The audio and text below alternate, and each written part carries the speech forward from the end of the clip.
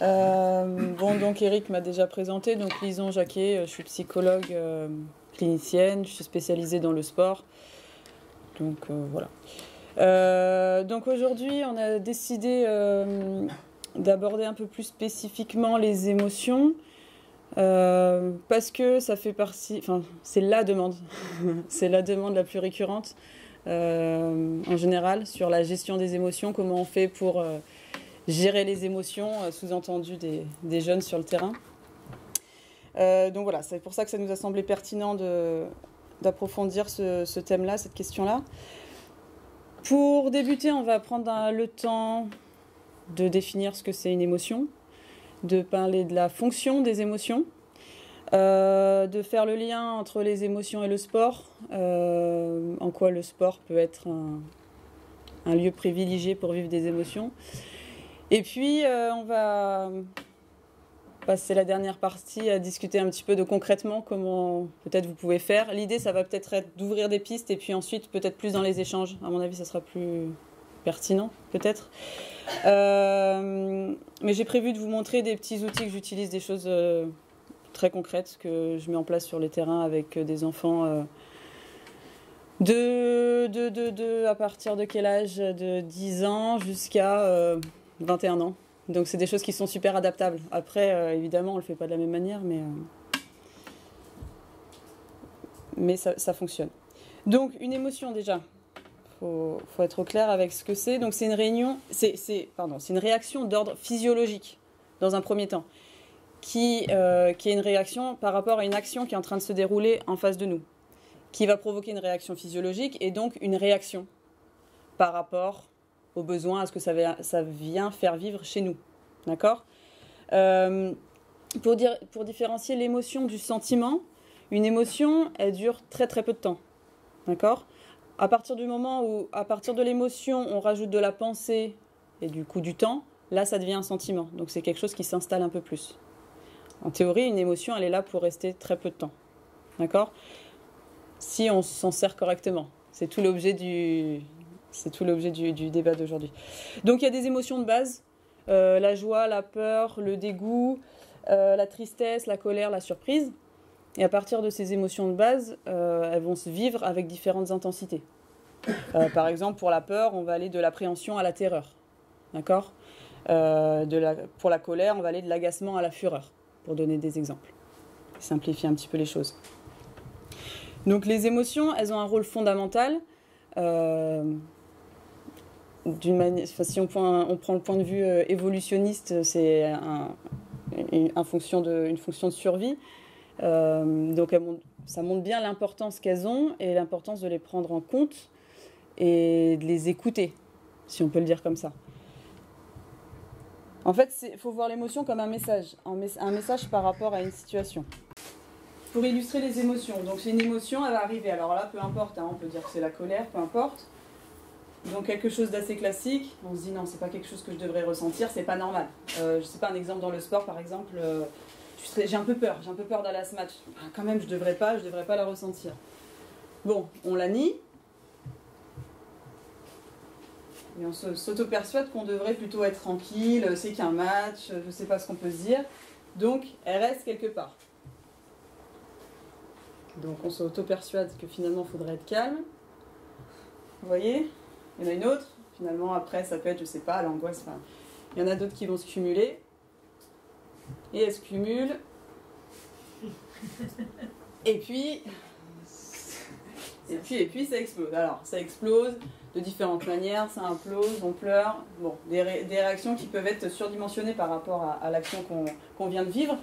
Mais là, on comprend bien que c'est pas lié à la dernière action. La dernière action, c'était seulement la goutte d'eau qui a fait déborder le vase. Finalement, le problème, c'est que tout s'est accumulé. Petite manière d'illustrer, d'illustrer la manière qui serait la meilleure manière de fonctionner avec nos émotions. Donc on voit une émotion, d'accord ?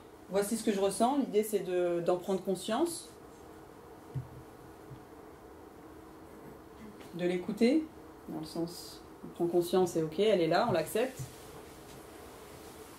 Vous arrivez à lire ? Ok, on a besoin donc d'identifier le besoin à travers cette émotion. Et puis une fois qu'on a réussi à la mettre en face de nous et identifier le besoin, bon bah elle passe. D'accord? En théorie, on dit qu'une émotion, si on la prend en compte, elle est là pour durer 2 à 3 minutes, pas plus. Si elle dure trop, c'est qu'on a enfoui les choses et qu'on ne l'a pas bien comprise. Bon, une autre manière de l'illustrer, soit on résiste à ces émotions, donc on met la pression, soit on la laisse traverser, à ce moment-là, tout ira mieux.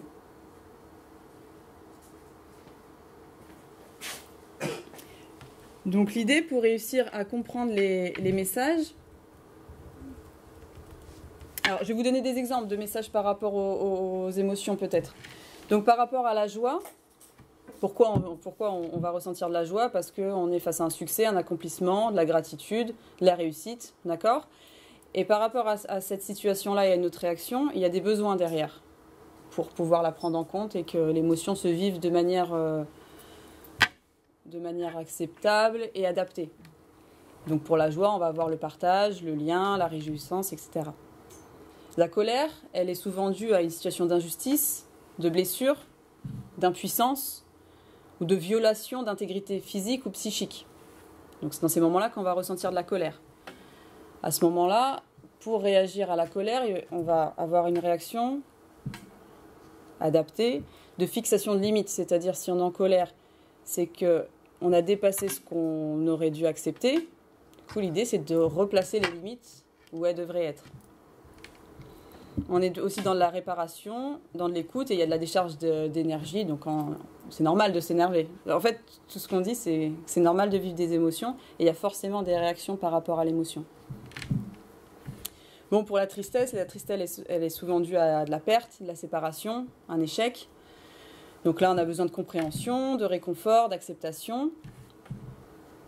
Et la honte, elle est souvent due à un manque d'alignement entre nos valeurs et ce qui va se passer, par rapport à des moqueries aussi, ou des jugements. Donc là, les besoins, ce sera plus de l'ordre de la restauration de l'estime de soi, des valeurs personnelles, l'acceptation et de l'amour inconditionnel en face. Quelque chose d'important, c'est que les émotions, elles sont subjectives, c'est-à-dire qu'elles sont personnelles. Et pour tout ce qui est subjectif, on ne peut pas les juger. C'est-à-dire qu'en tant que personne extérieure, qui que ce soit, on ne peut pas savoir si c'est exagéré ou si ça ne l'est pas. On ne peut pas savoir si c'est vrai ou si c'est faux. Si elle est exprimée, c'est qu'elle est là. Donc subjective, pour l'opposer à objective. Hein, on ne peut pas vraiment objectiver une émotion. Sauf si derrière, on met des mots dessus et là, on arrive à comprendre. Alors, je voulais vous parler un petit peu du concept d'intelligence émotionnelle. Peut-être rapidement, on verra si on l'approfondit après. L'intelligence émotionnelle, elle a été popularisée par Goleman. C'est pas vraiment lui qui l'a inventé, mais ça fait partie des auteurs qui sont connus pour ces théories-là. Et il est dit que l'intelligence émotionnelle est beaucoup plus efficace pour prédire la réussite de quelqu'un plutôt que le QI. Parce que quelqu'un qui aura une intelligence émotionnelle forte sera capable de faire face à toutes les situations, à avoir des comportements adaptés, et donc du coup à faire face à toutes les situations de la vie et à franchir les épreuves les unes après les autres. L'intelligence émotionnelle, c'est quelque chose qui n'est pas travaillé, très peu, pas du tout à l'école par exemple, mais c'est quelque chose qui se travaille en tout cas et qui s'entraîne très facilement. D'accord ? L'idée, c'est de réussir à rentrer dans le processus comme le petit personnage tout à l'heure, à se mettre en face de ses émotions, à comprendre le message et avoir des réactions appropriées. Donc ça, c'est pour la manière de vivre soit l'émotion. On verra comment on fait dans le sport. Mais alors dans le sport, ça amène à se questionner sur en quoi le sport peut faire vivre des situations émotionnelles fortes. La chose qui est super importante que j'ai pas dite, c'est que comme on prend l'émotion comme un message, il est important de comprendre qu'il n'y a pas d'émotion positive ou négative. Ça, c'est quelque chose qui est très très souvent dit. C'est pas la réalité. L'émotion, c'est vraiment un message, c'est vraiment cette idée-là. Donc on ne peut pas dire qu'elle soit positive ou négative. Peut-être que les réactions ou les sensations physiques sont agréables ou désagréables. Ça oui. Mais une émotion, elle est. en tant que telle. Voilà, elle est là, elle existe. Et voilà, on ne peut pas la qualifier de positive ou négative. Et donc dans le sport, qu'est-ce qui se passe avec nos émotions? En général, alors, quand je disais que ça faisait partie des demandes très récurrentes, la gestion des émotions, ce qui est souvent sous-entendu, c'est on voudrait qu'elles soient annulées, les émotions. Parce que ça dérange, parce qu'on n'arrive rien à en faire, parce que les jeunes explosent sur le terrain, parce que ça se dispute à l'intérieur de l'équipe, parce qu'on se plaint à l'arbitre, parce que ces choses-là. Mais peut-être qu'on est dans la situation où ça s'est accumulé et on est là, en fait. Donc, l'idée, ce serait, on va voir un petit peu après, mais ce serait de les prendre en considération au fur et à mesure qu'elles passent. Donc, pour en revenir aux émotions et au sport, c'est un domaine dans lequel les émotions sont peu valorisées. Moi, on me dit souvent, de parler de mes émotions, ce serait un aveu de faiblesse, ce serait ça voudrait dire que je suis fragile. Bon, on le fait pas. On le fait pas, mais c'est quand même quelque chose qui est intense, le sport. Donc qui en fait vivre beaucoup de l'injustice parce qu'on joue pas assez, parce qu'on est en colère contre le coach, l'injustice par rapport à l'arbitre. On est un peu jaloux du coéquipier peut-être. On a envie de gagner, alors que ce soit là pour le coup des élans positifs ou négatifs. On vit beaucoup d'émotions. Donc c'est quand même intéressant de s'y pencher et de les prendre en compte. Mon point, c'est peut-être qu'il faudrait les prendre un peu plus en compte dans l'entraînement.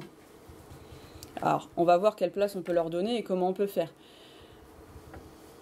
Il y a aussi un point important que je voulais aborder avec vous, c'est qu'il faut peut-être voir aussi les émotions d'un point de vue systémique, c'est-à-dire avec peut-être d'un point de vue institutionnel, organisationnel, parce qu'on s'occupe en général, ce qui nous pose problème, c'est l'émotion que le gamin vit, et on se dit, ouais, il faudrait quand même qu'il arrive à gérer ça, et souvent c'est comme ça que moi je les reçois. On l'envoie chez la psy parce qu'on ne sait plus trop quoi en faire. Mais parfois, ça vaut le coup de dézoomer un petit peu et de se rendre compte de l'emploi du temps qu'ils ont, par exemple. Donc c'est ça, ils ont un manque de temps, ils enchaînent les choses, ils enchaînent l'école, l'entraînement. À la maison, peut-être que ça se passe pas très bien. Peut-être qu'il vient de se disputer avec son copain dans le vestiaire. Enfin, c'est multidimensionnel et il peut y avoir plein de raisons. Mais même à l'intérieur du sport, dans l'organisation du club, il peut y avoir des choses particulières. Dans l'organisation de l'équipe, il peut y avoir des choses particulières. Donc c'est peut-être de temps en temps se détacher de la préoccupation première de l'émotion de ce gamin-là, mais voir peut-être dans un cercle un peu plus large. Alors, il y en a plein des cercles. Mais déjà, si on a ce point de vue en se disant, c'est pas le seul fautif ou le problème, c'est pas lui, c'est peut-être ce qu'il y a autour. Déjà, on voit les choses de manière un peu différente. Et ça peut être un peu plus facile pour prendre du recul. L'autre chose, c'est, je pense, avant de vouloir que les enfants gèrent leurs émotions, c'est s'occuper de vos émotions à vous en tant qu'entraîneur. Parce que tout le monde, tous les humains, on fonctionne comme ça, hein, on est des éponges. Donc si on a quelqu'un de stressé en face de nous, ça va commencer à monter, on va sentir que ça sert. Si on a quelqu'un d'angoissé, c'est pareil, on le ressent. D'un autre côté, si on a quelqu'un qui est dans un élan, qui est positif, etc., alors comme le disait Virginie, quand on est positif, c'est une manière de regarder, c'est plein de choses. Hein. Mais ça vient à la base les émotions, les petites étoiles qui s'accumulent, soit qui sont contenues, soit qui sont vécues, bon, peu importe. Mais en tout cas, je pense que ça vaudrait le coup, avant de s'occuper, dans l'ordre, avant que l'entraîneur arrive à avoir des outils absolument pour faire en sorte que les gamins gèrent mieux leurs émotions, je pense que ce serait intéressant que les entraîneurs arrivent, eux, à se connaître un peu mieux, à arriver à savoir dans quelle situation ils sont en difficulté, d'arriver à faire un point, eux avec eux-mêmes, pourquoi peut-être ce match-là il met autant de pression, quels sont les enjeux personnels derrière tout ça, parce qu'eux aussi ils ont des pressions, les entraîneurs, parce que on parlait de réseau, mais parce que tout est diffusé, parce qu'on est jugé par rapport à nos résultats, parce que si on a des bons résultats, on va peut-être accéder à un autre niveau. Il y a plein de choses. Donc je pense que c'est déjà une première étape, la gestion des émotions des entraîneurs. Mais du coup, la connaissance de ces émotions, la connaissance de soi. C'est un travail sur du long terme, hein. C'est rien de facile, mais je pense que c'est nécessaire. Et par rapport aux entraîneurs, les choses peut-être un peu plus concrètes. Donc Virginie a beaucoup parlé du rapport à l'échec, donc je vais pas trop approfondir là-dessus. Mais la petite chose, ce serait par exemple par rapport à l'erreur, on pourrait questionner. Ok, t'as raté, mais pourquoi t'as raté? Très concrètement, au niveau technique, par exemple, t'as raté un tir, qu'est-ce qui a fait que t'as raté? Dans cette idée-là, ok, bah c'était peut-être mon coude, bon bah corrige ton coude et on verra à ce moment-là est-ce que tu rates. On est déjà dans un... Quand Virginie disait il faut prendre de la distance avec la raison pour laquelle l'enfant n'a peut-être pas compris la consigne, peut-être qu'il a du mal à sentir son corps, enfin on ne sait pas à différents âges. Donc il a peut-être très bien écouté, il a peut-être très bien compris en théorie, mais il n'arrive pas à le mettre en place. Et si ça vous agace, lui va s'agacer aussi. Et là, ça peut être la base de beaucoup de choses.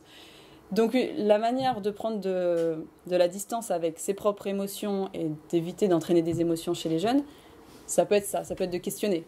Mais t'as raté, ça fait 3 fois de suite que tu rates. Qu'est-ce qui se passe? Est-ce que t'as besoin que je te réexplique quelque chose? Est-ce qu'il y a quelque chose avec lesquels tu es en difficulté? Bon, je sais pas. Ça aussi, au niveau technique, c'est votre job, c'est pas le mien, mais vous connaissez très bien tout ce qui est technique. Mais en passant par la question, ça peut aussi vous permettre de voir si finalement il a compris ce qu'on lui demande ou pas, ou s'il a une autre vision, ça peut être d'autres mots, ça peut être à lui d'expliquer d'une autre manière, etc. Pour rester sur la communication, les phrases à éviter absolument, ce sont les formulations négatives. Même si l'intention est positive, les formulations sont souvent négatives. Et ce qui est à privilégier aussi, c'est les consignes sur le processus, plus que sur le résultat. Alors, quelque chose qui serait négatif, ce serait... C'est l'exemple que je prends en ce moment avec les joueurs, c'est par exemple « donne pas l'axe ». Alors, donne pas l'axe, non seulement c'est négatif, et en plus on est sur du résultat. Si on essaye de le voir en processus et positif, on est très simplement sur orientation des appuis, une manière d'être fléchi, une manière d'utiliser tes bras. Bon, peu importe en fonction des sensibilités du joueur. Moi, quand je travaille, c'est eux qui me donnent leurs repères à eux, mais ça, c'est des choses assez classiques. Mais par rapport au discours négatif et aux émotions, on a les phrases, c'est des phrases que j'avais notées, quand on dit « ça sert à rien de stresser ». S'il stresse, c'est qu'il y a des raisons. Ou alors arrête de stresser, donne ton maximum et montre ce que tu sais faire. C'est justement ce qui le stresse, parce qu'il ne sait pas s'il va réussir à faire ce qu'il sait faire. Ou alors pourquoi tu te mets dans cet été-là? C'est que du basket. En général, c'est pas que du basket, c'est quand même quelque chose d'important. Ou alors quand on dit lâche-toi. Là pour le coup c'est des injonctions un peu contradictoires. Lâche-toi, bon oui, c'est pas évident. Ou alors si on perd, mais non, faut pas être triste. Bah, pourquoi faut pas être triste? Oui, faut être triste. Si on est triste, faut l'être et faut l'accepter. Ou bien ne baisse pas les bras. Là, pour le coup, on en a les phrases négatives. Au lieu de dire ne baisse pas les bras, bon, vous avez plein de phrases d'entraîneurs qui vont dire allons-y, on défend ensemble, on parle, on communique, je sais pas. Mais là, on est dans le processus quand on dit des choses comme ça. Alors que ou alors, marque ce panier. Là, on est positif, mais on est dans le résultat. Il a essayé de le marquer. Personne tire pour rater. Donc de dire, mais purée, marque ce panier. Bon, à quel moment nous, on n'est pas là en train d'exprimer nos émotions? Après, qu'on prenne de la distance avec ça aussi, c'est pas un problème. Parce que ça sort plus vite que... c'est pas très grave. Par contre, dans l'après-coup, ça peut vite être rattrapé. Bah, la prochaine fois, je sais pas, finis ton geste, lève ton genou, enfin, peu importe. Et là, il faut aussi adapter en fonction de l'âge, en fonction des compétences. Lève ton coude, etc. Et quand on est dans un discours où on est sur du processus et on est positif, déjà en termes d'émotion, parce que c'est du concret, c'est du factuel. Quand on est sur du résultat ou de la négative, c'est aussi, ça laisse beaucoup plus de place à l'interprétation des entraîneurs. Et ça souvent, c'est facteur d'émotion parce qu'ils ont l'impression de ne pas être compris. Ça les agace parce que, mais non, c'est pas du tout ça. Alors ça s'accumule et puis c'est là où souvent ça explose. Alors, positif, processus et aussi moment présent. C'est des choses importantes parce que qu'est-ce qu'on fait là tout de suite? On a souvent tendance à se projeter un petit peu plus loin. Et en fait, il faut bien avoir conscience que vous avez une place très très importante pour les enfants ou les adultes, c'est la même chose. L'entraîneur, c'est quelqu'un. Mais pour les enfants, ils sont en construction, donc ils sont encore plus des éponges. Et vos discours à vous, ça va devenir leur discours interne. Vous savez, toutes ces phrases qu'on se dit dans la tête. Et après, c'est quelque chose de culturel et tout à fait normal d'avoir une pensée qui soit d'abord négative. Mais comme ça s'entraîne, si vous, à force si 3 fois dans la semaine, ils viennent à l'entraînement et vous avez toujours des discours qui sont positifs et sur le processus, ça va devenir naturellement leur discours interne. Et au lieu de dire oh là là, faut pas que je rate, oh là là, le coach il va me sortir, faut pas que je perde la balle, et ben il sera beaucoup plus sur j'y vais, si je rate c'est pas grave, voilà à quoi je dois faire attention pour faire une bonne passe, sur la lecture de jeu, etc. Et des choses beaucoup plus concrètes qui vont l'aider à jouer dans le moment présent. Parce que ce qui fait que les enfants sont dans les émotions, souvent, c'est ils pensent à la suite. Ils pensent à si je rate, alors il y a l'erreur, mais il y a surtout qu'est-ce que le coach va dire. Et si je rate, je vais me retrouver sur le banc. Et moi, si je suis là, c'est que j'ai envie de jouer. Donc c'est tout ça qui va faire que les choses vont monter. Et finalement, elles se cumulent très très vite. On en arrive vite là, en fait. Hein. Alors que si on prend le temps de... Peut-être il peut y en avoir quelques-unes d'accumuler. Après, on prend le temps, on pose, on déballe un peu tout. Ça va mieux. Ce qui m'amène un petit peu... Enfin, pour le prendre un petit peu un peu plus en condition... Non, pour le prendre un peu plus en considération dans l'entraînement, ça peut être de manière simple, en arrivant à l'entraînement, de demander comment s'est passée ta journée, comment tu te sens, je vois que tu as une tête là, qu'est-ce qui se passe? Ou alors, on voit du langage non verbal, on peut poser la question. D'accord? Là, on est dans l'idée où ça sort. Une fois que c'est sorti, déjà, ça va mieux. Et pour rester, parce que je sais qu'il y a aussi une histoire de compétence, comme on a dit tout à l'heure, mais de poser la question, si vous dites, bah oui, j'ai passé une mauvaise journée, là je me suis disputée, ou j'ai une mauvaise note, ou ça va pas du tout à la maison, vous n'êtes pas obligé d'en faire une analyse ou d'en faire quelque chose. Peut-être s'il a besoin d'en parler. Mais déjà, si ça a été dit, c'est déjà beaucoup. Déjà, d'avoir posé la question, c'est déjà énorme. Parce qu'il a eu la possibilité de s'exprimer et vous vous êtes intéressé à son état émotionnel.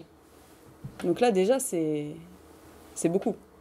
C'est déjà un gros pas et on a déjà bien avancé là-dedans. Je vais vous présenter, je vais vous montrer les petites choses que j'utilise avec des groupes. Alors, c'est des exercices qu'on fait souvent en groupe pour s'exprimer. Je vais vous les montrer. Juste pour dire, pour le cadre, ce qui est important, c'est que Virginie le disait tout à l'heure, je trouve que c'est super important que vous fassiez en fonction de vos sensibilités à vous, de ce avec quoi vous vous sentez à l'aise. Là, moi, c'est des cartes, mais ça pourrait être d'autres choses. Enfin, soyez créatifs, vous aussi, et faites en fonction. Parce que si vous vous sentez à l'aise avec ce que vous allez proposer, ça va fonctionner. Si on sent un petit décalage et un manque d'authenticité, là, ça va être difficile. Et les autres conditions, c'est de s'assurer que nous, en tant qu'entraîneurs, enfin vous, moi je suis pas entraîneur, vous en tant qu'entraîneur, vous êtes prêts à ne pas avoir d'attente particulière. C'est-à-dire que si on propose quelque chose où on va parler de ses émotions, c'est-à-dire, en fait, on est contre-productif si on propose une activité en se disant ouais, là, ils ont plutôt intérêt à dire qu'ils sont super motivés pour le match de ce week-end. Bah, c'est pas ça le but.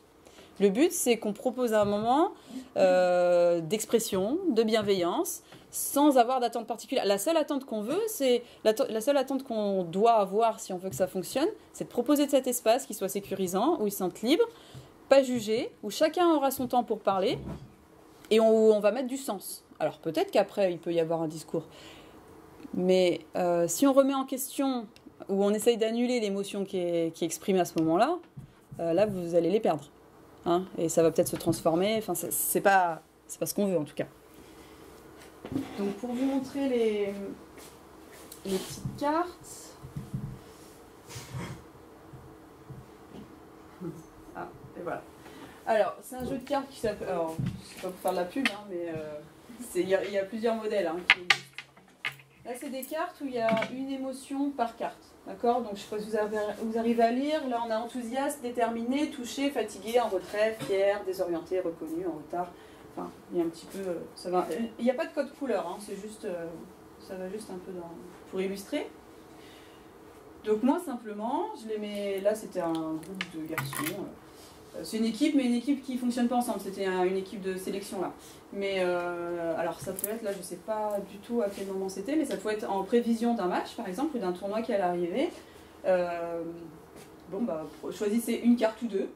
En fonction de... Ça, on en revient au cadre, hein. C'est à vous de décider la règle, parce que sinon ça peut partir dans tous les sens. Et là où... Ah, est-ce que moi je peux en prendre 3? Est-ce que je peux... Bon, si c'est 2, c'est 2. Après, vous pouvez vous autoriser à être un peu plus souple. Bon, bah allez, 3 maximum. Bon, ça vous appartient, il n'y a pas de règle. Et on prend 2 cartes, ou une. Chacun à son tour. Et une fois qu'on l'a pris, on fait un peu de place, on enlève tout. Et puis chacun son tour pose la carte. Ah bah moi je me sens comme ça. Et puis bah, pour telle raison. Moi je fonctionne comme ça. S'ils n'ont pas envie, pas forcément les forcer. Ou alors ils posent leur carte et puis s'ils n'ont pas envie d'expliquer. Parce qu'il y en a pour qui c'est difficile, hein, quand il y en a qui vont se mettre à pleurer juste parce qu'ils doivent parler devant les autres. Pour aller un peu plus loin, alors je vais vous le dire avec l'autre, peut-être l'autre jeu que j'utilise c'est Dixit. Je ne sais pas si ça vous parle. Pour ceux à qui ça ne parle pas, c'est un jeu de société, hein, qui est pas fait, qui est beaucoup utilisé par les psys, mais c'est un jeu de société qu'on peut utiliser en famille. C'est des images qui peuvent être interprétées de plein de manières. C'est des dessins. Donc avec ce jeu, on peut le faire très simplement de la même manière. Prends une carte qui correspond à ce que tu ressens, ou alors on peut l'utiliser pour une cohésion de groupe par exemple. Prends une carte qui correspond à ce que tu attends d'une équipe, des choses comme ça. Pour les émotions, moi ce que je fais, c'est un des ateliers que je mets en place assez régulièrement. Je leur demande de prendre une carte qui leur fait vivre une émotion, pas par rapport à leur état actuel, mais une carte qui leur fait penser à une émotion. Donc chacun la prend, de la même manière, une fois que tout le monde a pris sa carte, on enlève tout. Chacun à leur tour, ils mettent la carte, ils décrivent ce qu'ils voient sur la carte, et ensuite, quelle émotion ça me fait vivre. Une fois qu'on a dit l'émotion, admettons la tristesse, cette carte elle me fait penser à la tristesse, pour aller un peu plus loin, je demande, ok, et toi quand tu es triste, qu'est-ce que ça te fait vivre dans ton corps? L'idée c'est d'arriver à lier le mot avec les sensations corporelles. Parce que pour réussir à reconnaître ces émotions, il faut les sentir passer. Donc de manière simple, hein, vraiment sensation, pas ce qu'on pense. Par exemple, bah, j'ai la gorge nouée, j'ai un peu mal au ventre quand je suis triste. De manière simple. Ok, d'accord. Et ensuite, aux autres. C'est important de mettre le cadre en amont par contre, et de proposer à tous ceux qui ne parlent pas, tous ceux à qui c'est pas le tour, de mettre la carte, de vraiment écouter. Parce qu'il y a des enfants, c'est normal, c'est leur âge, mais ils ont tendance à vouloir donner leur avis absolument. C'est parce qu'on leur demande. Et là, on développe une autre compétence qui est très très importante dans l'enfant, c'est l'empathie. Enfin, qui est très importante à développer quand ils sont enfants, mais qui est très importante pour la suite aussi. Et quand les enfants sont capables d'écouter et de comprendre l'émotion de l'autre, dans une équipe, on a aussi gagné parce que petit à petit, pendant un match, l'idée c'est quand il y en a un qui est en train de déborder, on peut un petit peu apaiser les émotions des copains. Donc c'est ce qui est intéressant de le faire en groupe et de pouvoir s'exprimer et pour les autres pouvoir écouter comment les autres s'expriment sur leurs propres émotions. Pour les guider sur le mot qu'ils veulent mettre sur la carte par rapport à l'émotion, parce que c'est difficile d'avoir du vocabulaire. En général on a frustré, triste, content, et bon, le vocabulaire n'est pas très varié. Donc ça c'est ce type de tableau là, c'est un que j'ai trouvé sur internet, mais il y en a plein qui existent. Je l'imprime, il est à côté, et si on a besoin d'utiliser le tableau pour trouver le mot qui convient le mieux, et ben on utilise le tableau. L'idée c'est vraiment de ne pas les mettre en difficulté sur cet exercice, hein.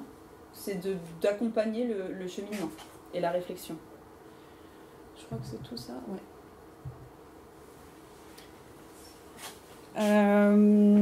Je crois que c'est déjà beaucoup par rapport à ce que je voulais...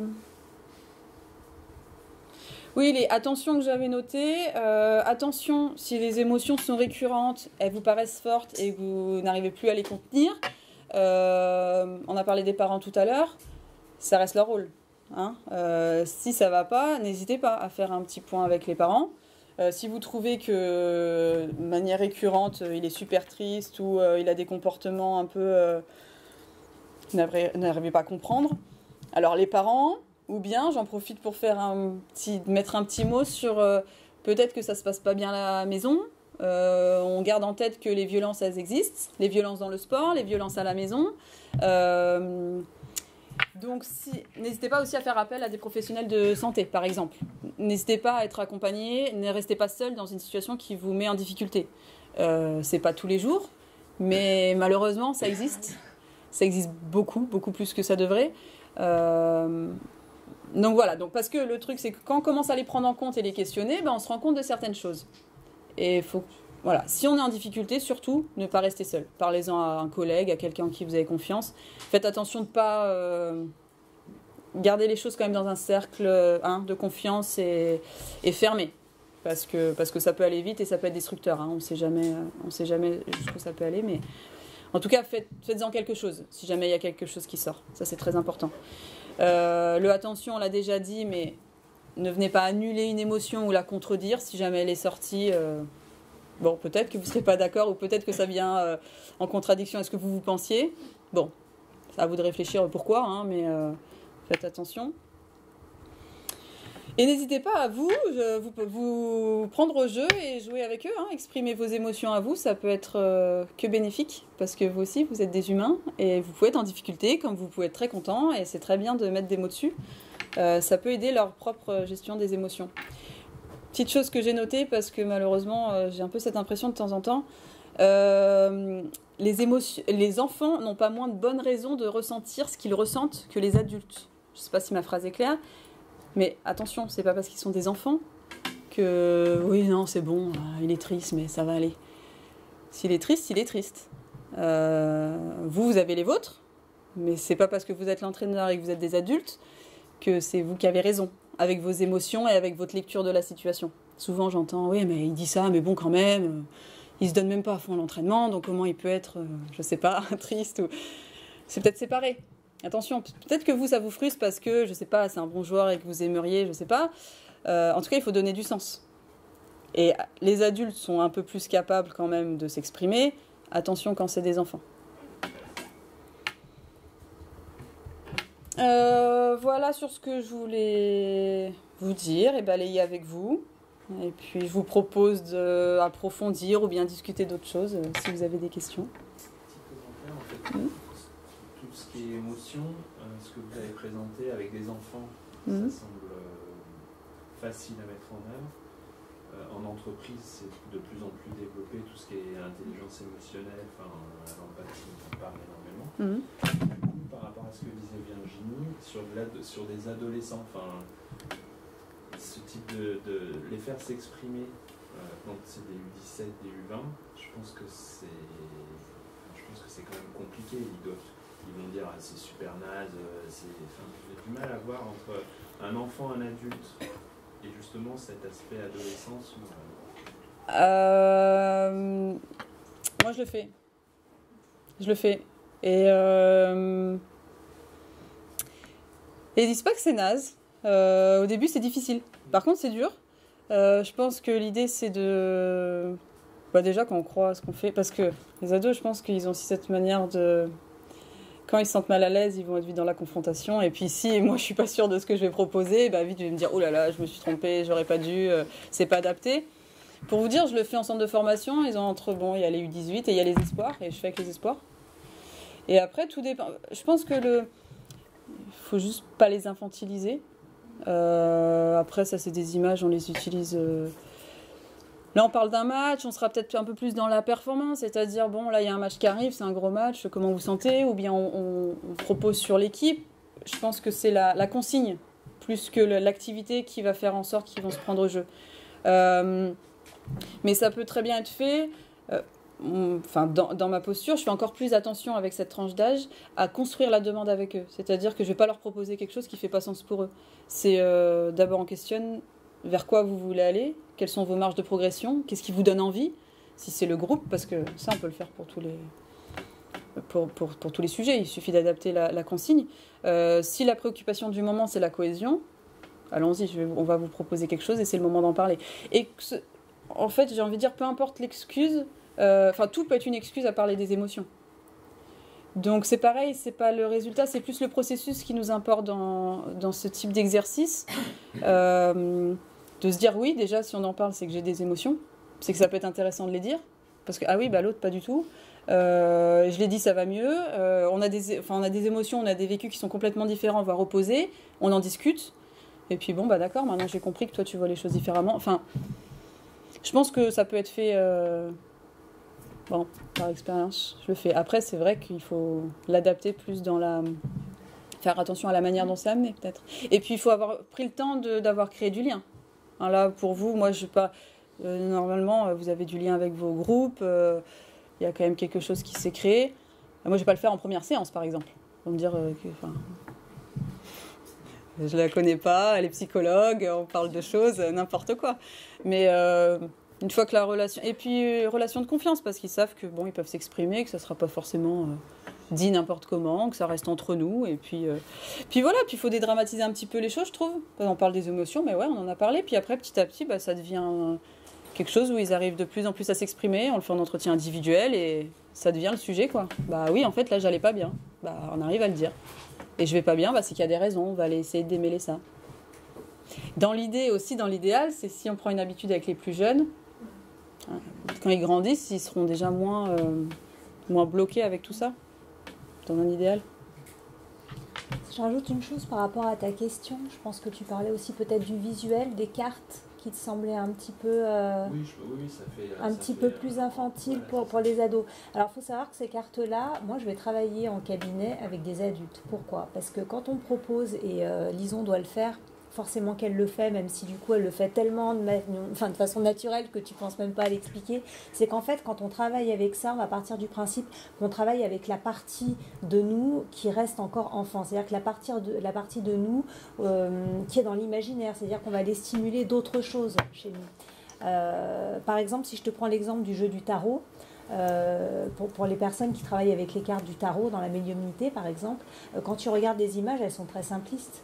Or, quand la demande, elle vient et elle est là, après, on part sur des problématiques qui sont des problématiques adultes. Mais le visuel, lui, il est simpliste, entre guillemets. Donc, cette histoire de visuel simpliste, c'est jamais vraiment un frein, parce que d'abord, on va expliquer à l'ado que la personne à qui l'on s'adresse, c'est bien lui, mais aussi la partie enfant qui reste chez lui. Donc, c'est la partie enfant en revenir. Hein. Et donc à partir de là, une fois qu'on l'a mis à l'aise avec cette symbolique de la carte qui paraît un petit peu infantile, quand on lui a expliqué finalement que c'est qu'un support, et un support qui parle à tout le monde, et pour revenir au côté inconscient, l'inconscient a 7 ans. Hein, on part du principe que voilà, c'est simple, c'est simplifié, mais à partir de quelque chose de simplifié, on va arriver à travailler quelque chose de beaucoup plus élaboré. Ça fait sens pour toi ce que je dis, Lison, là, par rapport, ça répond aussi un petit peu... donc pas d'inquiétude en fait avec ces visuels-là. Et tu parlais de cohésion et d'entreprise. D'ailleurs, je crois que dans les sorties cohésion ou dans la qualité de vie au travail, on travaille aussi, on propose aussi des cartes qui peuvent paraître un petit peu infantilisantes au départ, mais on se rend compte que tout le monde se prend au jeu. C'est une façon de l'amener en fait, dans la discussion.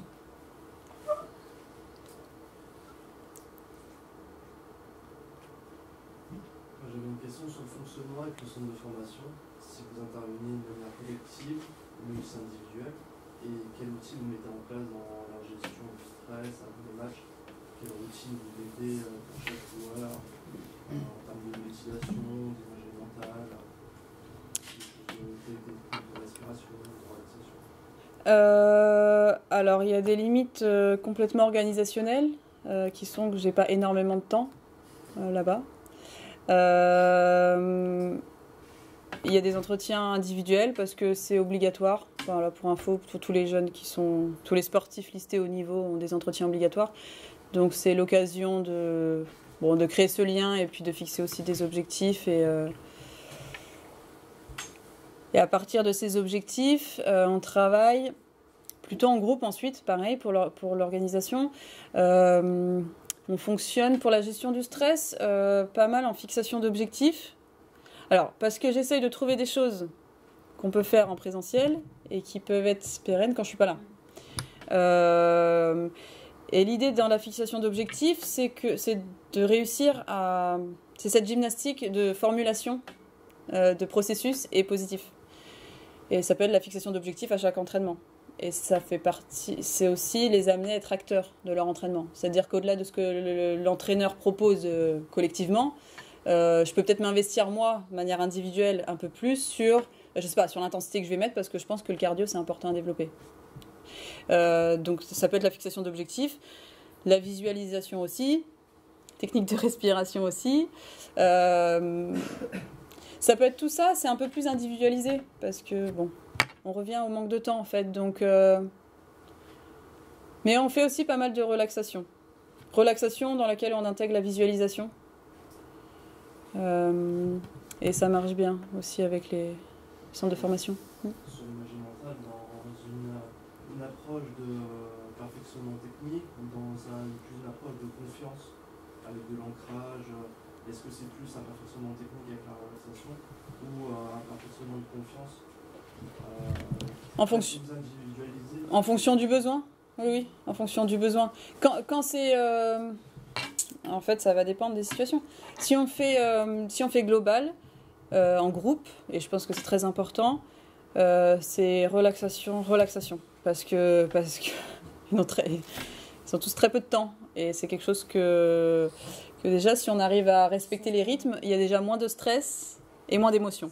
Donc des fois, on va absolument agir sur le moment. Je pense que des fois, il suffit d'un petit peu lever le pied. Et d'avoir un moment où on ne pense plus, ni au basket, ni à n'importe quel sport. On lâche.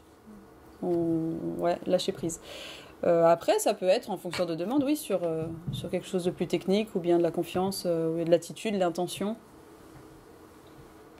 Tout est adapté en fonction des besoins.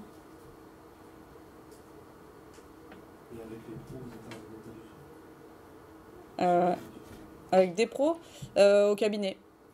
Il n'y a pas de demande des clubs, mais c'est des demandes individuelles.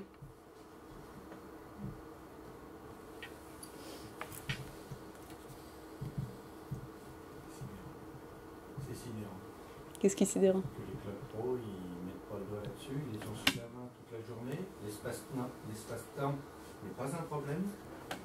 C'est bien que c'est pas ancré dans la mentalité. On dit cette semaine qu'un club pro avec le sélectionneur national, ça se passe incroyablement mal, hein, puisque ça s'est battu, il y a tout eu du côté de Strasbourg, qu'ils n'ont pas su désamorcer une crise sportive. Qui arrive, hein, ça arrive à tout le monde. Et de ne pas avoir eu la présence d'esprit à un moment de dire oula, là ça nous échappe, on peut peut-être mettre des choses pour tout le monde. Ça paraît fou que les clubs pro n'aient pas identifié un temps, quel qu'il soit, après il le place où le clinicien le désire, où les choses sont actées, sont posées. Les gens qui n'en ont pas besoin, tant mieux pour eux, tant mieux. Et encore, il faudrait formaliser qu'est-ce qu'on appelle le besoin. Bon, c'est autre chose. Mais on s'aperçoit qu'il y a beaucoup de problématiques dans le milieu pro, puisqu'en plus il y a une dimension supérieure au plaisir, par exemple, et que les clubs pro n'aient pas mis le doigt là-dedans. C'est incroyable, incroyable. Moi, je suis sidéré. Après, excuse-moi, mais sur les situations qui concernent certains clubs, peut-être qu'on ne le sait pas. Oui, voilà, peut-être qu'on ne sait pas ce qui est mis en place. Il y a beaucoup de travail qui est fait en amont. Je ne sais pas. Je ne suis pas passé à Strasbourg. Peut-être pas. Moi, je ne sais absolument pas. Mais, vous n'avez peut-être pas le bon praticien, tout simplement. Alors, non, mais même si c'est un bon... Vous n'avez pas la bonne technique. Non, mais voilà. Oui, enfin, des fois des magiciens... Enfin, pas de magicien non plus. Hein. Même s'il est bon. Mais oui, comme quoi...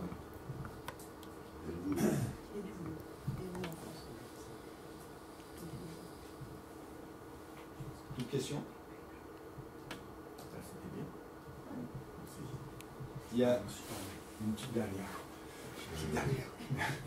Il y a une phrase qui me fait... c'est des mots que j'emploie, mais en même temps que je les emploie, des fois quand je dis,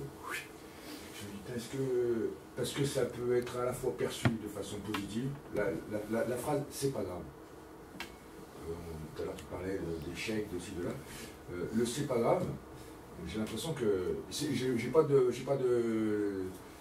entre guillemets d'avis, hein, c'est vraiment de la réflexion totale. Le fameux « c'est pas grave », autant on peut le dire pour justement ne pas que le joueur ou la joueuse en fasse des caisses avec un échec ou une incompréhension. Et puis j'ai l'impression aussi que des fois, parce que pour l'avoir vu, si c'est grave coach, parce qu'il y a cette envie de bien faire, de réussir, de faire plaisir, comme vous disiez tout à l'heure. Et il y a des fois je me dis, putain, cette phrase... bonne, pas bonne, bonne pour qui c'est comment on la classe dans... Enfin, Moi, je pense que ce qui est bien, c'est de se poser la question. Parce que bonne, pas bonne, voilà, comme vous dites, pour certains, ça va soulager, pour d'autres, ça va les faire réagir.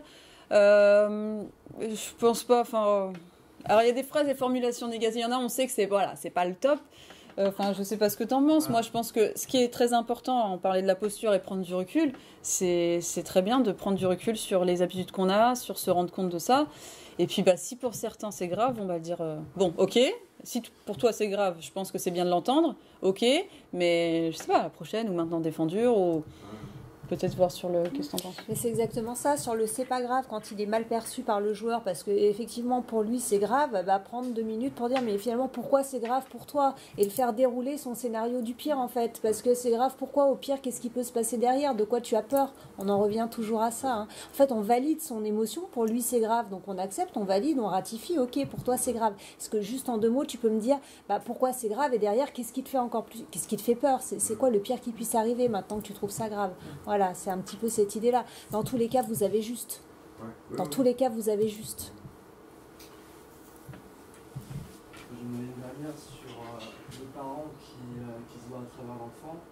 Est-ce que vous avez déjà eu des cas comme ça, de parents anciens pros comment vous avez pu gérer comment dire ça, et comment on a pu essayer de l'amener et de régler un petit peu ce souci-là? Je me permets juste une remarque par rapport à cette question. Souvent, ce ne sont pas des parents pros qui ont le mauvais comportement.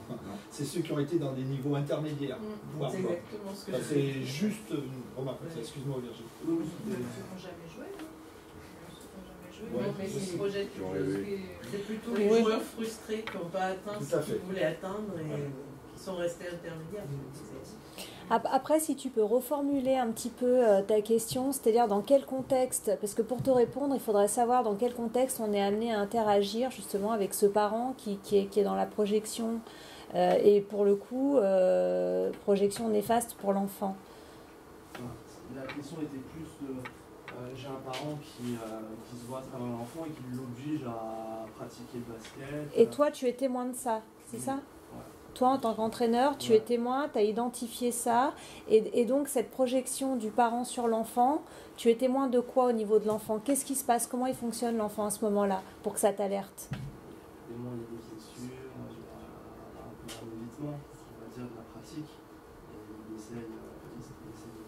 Et c'est pour ça que je voulais savoir dans son formation si on a eu des cas comme ça et comment on a pu le gérer, comment on peut le gérer en tant qu'entraîneur. Moi, je fais partie aussi. C'est pas uniquement dans les centres de formation, mais c'est. Moi, je l'ai en cabinet, par exemple. La question du contexte, elle est importante, la question de Virginie, parce que c'est vrai que, par exemple, dans des centres de formation, on les voit pas, les parents. Comment on peut savoir que c'est projection ? Des fois, c'est un petit peu aussi quelque chose que, parce que le parent a été pro ou parce que c'est un peu une lecture qu'on a de l'extérieur. Est-ce que c'est une réalité ? On ne sait pas. Moi, de mon côté, quand c'est les jeunes et que c'est des questions que je pose d'entrée, que ce soit à tout le monde, alors peu importe si les parents ont joué au basket ou pas, je pose la question de savoir s'ils sont investis dans le sport ou pas, parce que ça a une importance. Mais ça peut être quelqu'un qui a été pro ou qui a été, je sais pas, qui a joué à quel niveau, mais ma question d'après, c'est à quel point ton parent est investi et à quel point, enfin, comment tu le vis. Est-ce que c'est pénible ? Est-ce que c'est des débriefs tout le temps dans la voiture ? Est-ce qu'à un moment donné, tu n'as pas envie de lui dire stop ? Et est-ce que si tu n'as jamais envie de lui dire stop, est-ce que tu arrives à lui dire stop ? Pour moi, c'est ça. Quand je vois pas les parents... Enfin, après, ce qui est difficile, tu donneras ton point de vue. Pour moi, je suis en difficulté quand peut-être je peux identifier ça. Quand je les vois pas, qu'est-ce que je peux pas bien... Et en plus, ils sont pas en demande. C'est tout le début de notre travail. C'est que s'il n'y a pas de demande, on a... Enfin... on n'a pas de légitimité. On ne devance pas les demandes. Non, pas du tout. Si les personnes ne veulent pas se remettre en question ou quoi que ce soit, nous, on n'est personne pour lui demander de se comporter d'une manière ou d'une autre. Donc, pour moi, ce qui est important quand je travaille avec les jeunes, c'est qu'eux arrivent à se sentir bien. Et si c'est difficile pour eux de gérer le comportement de leurs parents, c'est qu'à un moment donné, ils sont en capacité de s'exprimer là-dessus. Et de la manière des fois, c'est difficile parce qu'il y a des liens avec les parents qui ne sont pas évidents, mais on essaye un petit peu. Ouais. C'est la difficulté quand même de s'exprimer par rapport à leurs parents. Là. Bien sûr que c'est pas facile. c'est énorme. Enfin, moi, j'ai eu le cas d'un jeune, c'est vrai qu'il a somatisé, il y a eu beaucoup de choses, mais il n'arrivait pas à parler. Après, c'est que ce soit à moi, à son coach ou devant ses parents. Après, on peut inviter les parents à venir et à discuter, ça bien sûr, si ça ne met pas en difficulté l'enfant, mais ça peut être qu'en face à face, quand on sent que... Parce que ça peut être... c'est une violence aussi, hein, quand l'enfant fait un sport, il n'a pas du tout envie.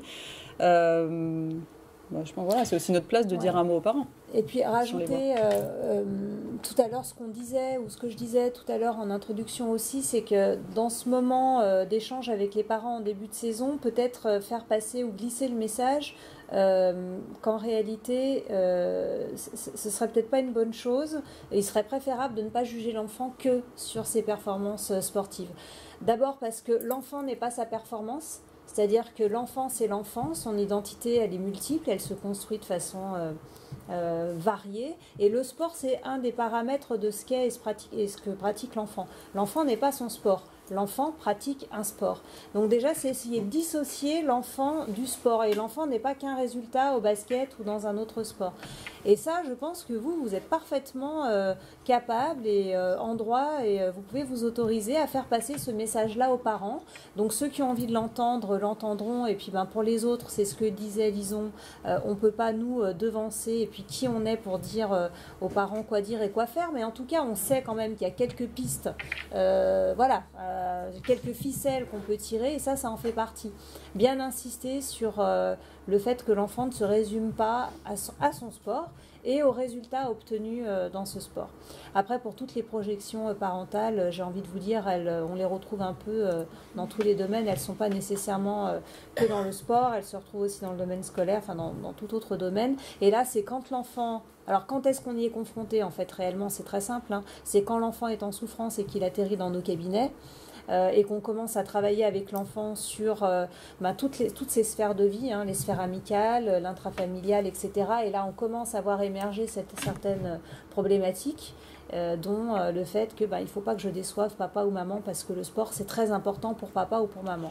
Et quand il formule ça, déjà, on a avancé d'un grand pas et on a commencé à voir un petit peu ce qui se joue autour de tout ça. Ça peut se retrouver avec les entraîneurs, ce que vient de dire Virginie. Ouais, tout à fait. Je ne peux pas arrêter parce que qu'est-ce qu'il va penser?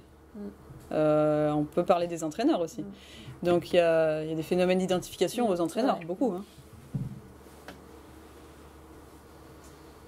coup, pour finir, je pense, et pour rebondir sur ce qu'avait dit monsieur, et vous qui êtes sur le terrain, est-ce que vous pensez qu'aujourd'hui, le milieu du mental se démocratise au niveau du sport pro, ou pas forcément, ou c'est pro très très secondaire?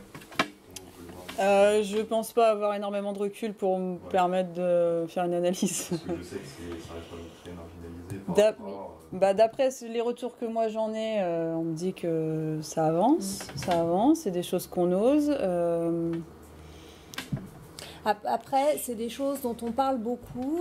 Il y a de la presse là-dessus, il y a de la communication là-dessus. Dans la réalité des faits, alors je ne sais pas si Lison, tu seras d'accord avec moi, c'est un petit peu caché. C'est-à-dire que c'est des consultations en cabinet. Au niveau de la prépa mentale, moi par exemple, je travaille en hypnose. Aujourd'hui, là, je vous dis, je travaille en hypnose. Je pense qu'il y en a la moitié qui ne connaissent pas, qui se disent qu'est-ce que c'est que ce truc ésotérique. On ne sait pas encore aujourd'hui que l'hypnose, c'est une technique, un outil, que ça n'a rien de magique. Et en fait, c'est une technique de préparation à la relaxation ou à la focalisation, etc.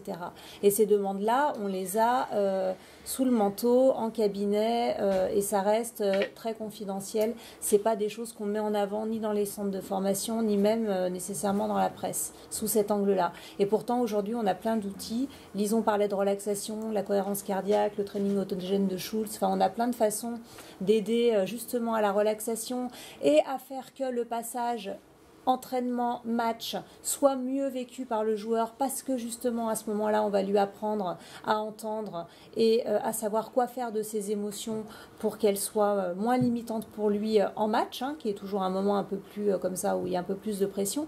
Donc tous ces moyens-là, ils existent. Maintenant, est-ce qu'on a les moyens de les mettre en place ou est-ce qu'il y a le désir de la part des centres de formation de les mettre en place? Ça, moi, c'est pareil, la question reste entière. Là, j'aurais pas vraiment de réponse. Tu en penses quoi, toi? Moi, je pense qu'on est dans un... Alors, Il y a un espèce de phénomène de mode peut-être un peu, parce qu'il y a beaucoup de formations qui s'ouvrent, il y a beaucoup de préparateurs mentaux qui sortent. Qui émerge, on donne ses œufs. Voilà, on ne sait pas trop. Alors il y en a des très bons, mais il y en a, faut peut-être faire un peu attention hein, quand c'est un peu trop d'un coup comme ça. Ça mérite de faire attention. De toute façon, il faut être attentif. Et l'autre chose, c'est que souvent on est appelé quand c'est trop tard. Et ce qui n'est pas dans l'ordre des choses, on est censé... l'idée, c'est de faire de la prévention, c'est de parler de tout ça avant que ça explose. Et souvent, on arrive, là, on parlait de clubs. C'est souvent qu'il y a des situations qui explosent dans des clubs, peu importe le sport. Et souvent, c'est à ce moment-là qu'on nous appelle. On va peut-être limiter la casse, je ne sais pas ce qu'on va faire, mais si on n'a pas travaillé en prévention. Et donc, peut-être qu'un peu plus, peut-être que les demandes se font un peu plus, mais peut-être pas au bon moment. Parce qu'il faut prévoir... En fait, il y a une histoire d'argent, ça... comme tout, mais c'est aussi une histoire de temps. C'est-à-dire que si on va travailler la psycho, le prépa mental, peu importe l'approche, il faut libérer un peu de temps, il faut le penser, parce que si c'est juste pour mettre quelqu'un, pour le mettre, on perd l'intérêt. Donc il faut aussi réfléchir de manière globale, parce que au-delà de ce qu'on va faire nous en direct, notre job il est aussi dans la manière de penser l'environnement, que ce soit des jeunes ou bien peu importe l'âge, sur l'institution, sur peut-être l'organisation, etc. Et donc, ça demande de se remettre en question, ça demande de réorganiser les choses, ça demande du temps. Et c'est un peu plus ça qui est difficile. Organisation en amont. Mais il paraît que ça va s'améliorer. Moi, on me répète ça tout le temps, je sais pas. Je sais pas. D'autres questions? Trois personnes qui viennent de dire que c'était la dernière, donc il y en a sûrement encore une dernière. Est-ce qu'on a répondu à peu près à tout ce à quoi vous vous attendiez en venant à ce moment d'échange ici? Est-ce qu'il y a des choses qui restent un peu en flottement, qu'on n'aurait peut-être pas du tout évoquées, ou on serait passé peut-être à côté?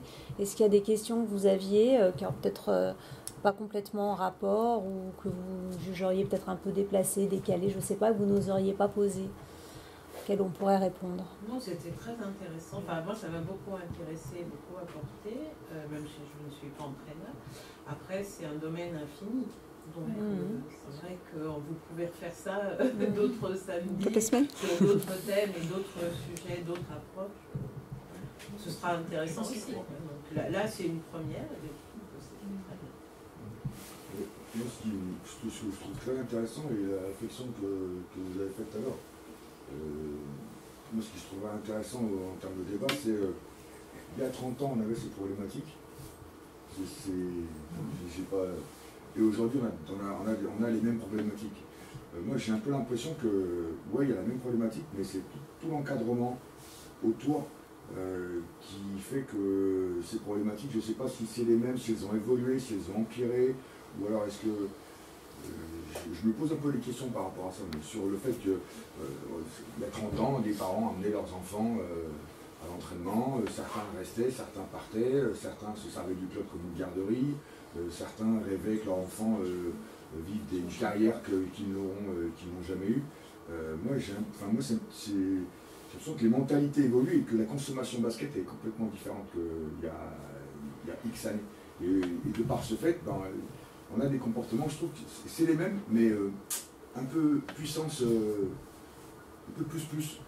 Alors oui, effectivement, la prévention, je trouve qu'on n'en fait pas assez, qu'on devrait en faire un peu plus justement sur ces critères-là, mais comment l'évolution de votre métier par rapport à ça, par rapport au public, qui soit jeune, parents, dans le triangle, là, vous, votre regard, moi, je redis, j'ai pas assez de recul pour... je saurais pas faire une différence. Ce qui est sûr, c'est qu'on sait, ça c'est pas moi qui le dis, c'est qu'on sait qu'on a une nouvelle génération là, génération Z, si on utilise les termes, qui amène évidemment d'autres manières de fonctionner. De consommer, en fait, vous avez dit un mot qui est hyper important, c'est qu'aujourd'hui, on est dans une société effectivement de consommation, et essentiellement de consommation d'images, de consommation d'écran, de consommation de temps. Il faut que ça aille vite, il faut que ce soit intense, il faut que ce soit intense tout le temps pour qu'on puisse rester concentré, sinon on zappe. Donc en fait, Là, ces 10 dernières années, voire même ces 5 dernières années, ça s'est sérieusement accéléré avec les réseaux sociaux. Ça change le niveau de comportement des jeunes. Mais pour autant, moi, j'ai envie de vous dire, on doit s'y adapter d'abord. Et puis ensuite, on doit civiliser tout ça. C'est-à-dire que pour l'instant, c'est un petit peu comme c'est nouveau, ça émerge, on est en plein dedans, on n'a pas encore suffisamment de recul pour voir comment civiliser. Et civiliser, pareil, c'est un mot qui a du sens. Hein. C'est comment redonner un cadre et comment savoir quoi faire de tout ce qui est en train d'émerger, de ces nouveaux comportements de nos ados et de nos jeunes adultes, et voire même de nous-mêmes, puisqu'on est les premiers consommateurs aussi d'écrans, de réseaux sociaux, et de toutes les nouvelles angoisses que ça fait naître aussi chez les jeunes, hein, ces réseaux sociaux. Donc là, on rejoint le contexte émotionnel qui n'est pas non plus seulement intrafamilial, mais qui est aussi de ce qui se joue sur les réseaux avec les amis, les copains, du club ou pas. Donc en ce sens-là, oui, aujourd'hui, on a l'impression que ça s'accélère et que les problématiques aussi commencent à changer, aussi parce qu'on s'inscrit dans cette nouvelle génération Y, Z, où les réseaux sociaux prennent une place énorme et où on consomme. Ça veut dire qu'on consomme, on ne prend même pas le temps de digérer. Hein, voilà. Donc il n'y a pas tellement de temps de la réflexion. Faut que ça aille vite, que ce soit rapide. On est beaucoup plus facilement frustré face à ce qui se passe. Donc, frustration égale émotion, on ne prend pas le temps de réfléchir à ce que cette frustration veut nous dire, etc. Voilà. Donc oui, ça change, ça bouge. Après, à nous de nous adapter. À nous, accompagnants, encadrants, psy, entraîneurs, parents, voilà, de savoir s'adapter à ça. Puis rester positif, quoi. Parce qu'en fait, oui. Non, c'est juste, il y a toutes ces choses qui s'accélèrent, mais il y a aussi le rapport à la hiérarchie qui change avec les nouvelles générations. C'est-à-dire que... c'est ça aussi, c'est notre manière à nous de nous remettre en question, de penser un peu les choses différemment. Oui, c'est pas comme quand nous, on était jeunes. Non, c'est plus pareil. Et comment nous, on se sent à l'aise aussi à éviter de devenir encore plus rigide, mais peut-être, oui, c'est ça, c'est de se réadapter, de se questionner. Et puis ce que tu dis sur la hiérarchie est hyper intéressant, c'est-à-dire que là, ces 5 dernières années, vous vous retrouvez face à des enfants, des ados, qui sont capables de savoir mieux que vous et de vous expliquer comment fonctionne un smartphone, comment on monte un process sur un ordi, etc. Il y a des années en arrière, la transmission, elle était le parent vers l'adulte, enfin le parent vers l'enfant. Et là, aujourd'hui, on assiste à un renversement de situation où bien souvent, finalement, l'ado, lui, il est capable aussi d'apprendre aux parents. Et ça, c'est assez nouveau et il y a un bouleversement de la hiérarchie qui questionne aussi.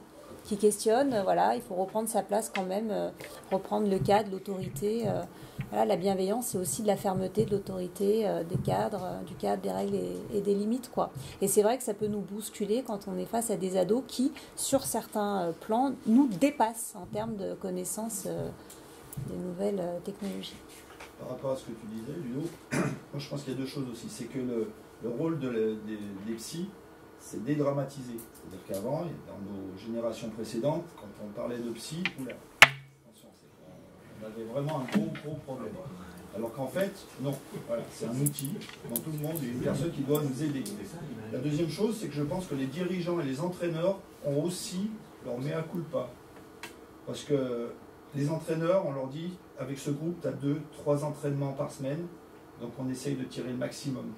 Donc le côté psy, on l'occulte un peu, on se dit, attends, moi je suis dans la performance c'est d'abord sur le terrain. Sauf que la vraie performance sur le terrain, elle peut intervenir grâce à un cadrage psy. Et je crois qu'on est en train de dédramatiser un peu la chose. Donc il y a des clubs pro, comme par rapport à la question que tu as posée, qui sont sûrement là-dedans, on ne le sait pas, d'autres on le sait. Il y a différentes écoles, les Hugo, la préparation mentale, excuse-moi, ils s'en foutent. Mais voilà, est-ce que c'est eux qui ont raison? Est-ce que c'est les Américains où chaque joueur est entouré de 2? Là, on est encore dans un autre niveau. Donc après, le temps que ça redescende au niveau régional, départemental, voilà. Je pense que le rôle du psy, il commence à être perçu positivement, et non comme du curatif. Donc là, on commence à se dire, peut-être qu'on est en train de faire du préventif. Enfin, je ne sais pas si c'est ce que vous ressentez aussi dans vos interventions. On y travaille. On essaye. Moi, pour prendre un exemple, là, je suis étudiant en master 2 de psychologie du sport, du coup, et j'étais dans le club de foot de Bourg-en-Bresse, et c'est la première fois que, du coup, un intervenant de psychologie arrivait dans ce club de foot, et j'intervenais avec l'équipe des 13 ans, donc des 13. Et la première chose que l'entraîneur a dit aux enfants, c'est regardez, il est stagiaire de psychologie, il va rentrer dans votre tête. Bien sûr. C'est vrai que c'est pas évident. C'est pas évident. Et bonne chance. On n'a pas de pouvoir magique en fait. C'est un travail.